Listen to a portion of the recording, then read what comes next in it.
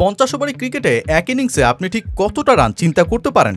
আন্তর্জাতিক ক্রিকেটে ইংল্যান্ড যেখানে সর্বোচ্চ 498 রান নিয়েছে, সেখানে আপনি ভাবতেই পারেন হয়তো আন্তর্জাতিক ম্যাচ ছাড়াও সর্বোচ্চ 600 রান নিতে পারে কোনো দল।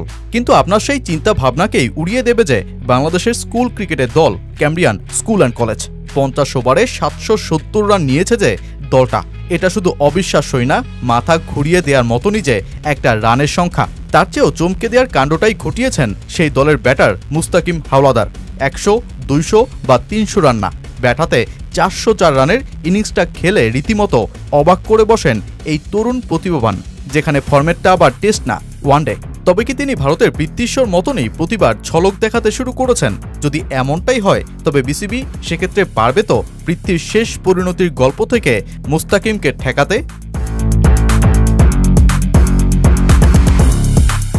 প্রায় 18 কোটির বাংলাদেশে প্রতিভা নেই, এই কথাটা যে ঢা মিথ্যা তা প্রমাণ করলেন মুস্তাকিম।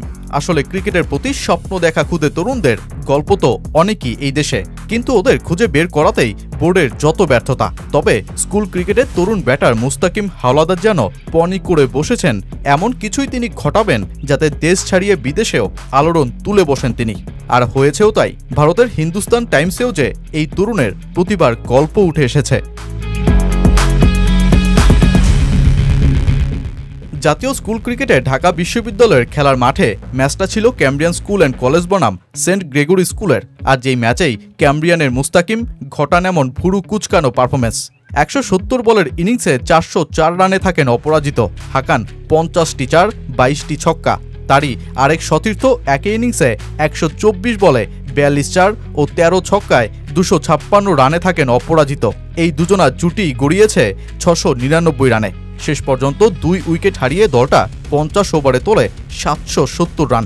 বাংলাদেশের ক্রিকেটে এমন কাণ্ড খুবই কম দেখা যায়, তবে মুস্তাকিম 404 রানের ইনিংস খেলে স্বীকৃত ক্রিকেটে বাংলাদেশের হয়ে সর্বোচ্চ স্কোর করে এই বার্তাটাই দিলেন যে আসলে ওরাও করে দেখাতে জানেন রানের পাহাড়।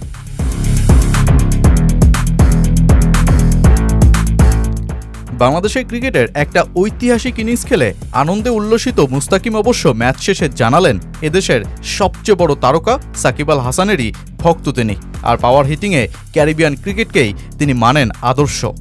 নিজের উপর আত্মবিশ্বাস ছিল, যখন উইকেটে আসি চেষ্টা করেছি ব্যাটের সঙ্গে বলের সংযোগটা ভালো করতে, যখন দেখলাম ভালো লাগছে তখন মনে হয়েছে পারবো আজকে। আইডল বলতে সাকিব আল হাসান। যখন বিকেএসপিতে ট্রায়াল দিতে গিয়েছিলাম তখন সাকিব ভাইয়ের সঙ্গে দেখা হয়েছিল। সাকিব ভাই মাঠে অনেক এফোর্ট দেয়, যা দেখতে খুব ভালো লাগে। আমি সেটা নেওয়ার চেষ্টা করি সব সময়, একটাই লক্ষ্য থাকবে, তা হচ্ছে জাতীয় দলের হয়ে খেলা। এমন প্রতিবার গল্প সামনে আসলে ভারতের পৃথ্বীশ্বর গল্পটাও যে উঠে আসে সমানে সমানে। স্কুল ক্রিকেটে মাত্র 14 বছর বয়সে 546 রানের একটা ইনিংস খেলে বসা পৃথ্বীকে ভারতের নতুন সচিন টেন্ডুলকারই তো ভাবা হয়েছিল, কিন্তু শেষ পর্যন্ত গ্ল্যামারের ভারে জাতীয় দল, এমনকি ঘরোয়া ক্রিকেট আর সবশেষ আইপিএলেও থেকে গেলেন অবিকৃতই। বাংলাদেশের ক্রিকেটে মুস্তাকিমদের মতন প্রতিভাবানরা উঠে আসেন যুগ যুগ পর, তাই বোর্ডের উচিত এমন প্রতিভা যথেষ্ট সম্মান দেয়া, পথ দেখানো, বড় তারকা হয়ে ওঠার। কেননা বাংলাদেশের ক্রিকেটেও যে বিরাট, সচিন, লারাদের মতন ব্যাটিং সাম্রাজ্যের তেমনই এক হিরোর ভীষণ রকম প্রয়োজন।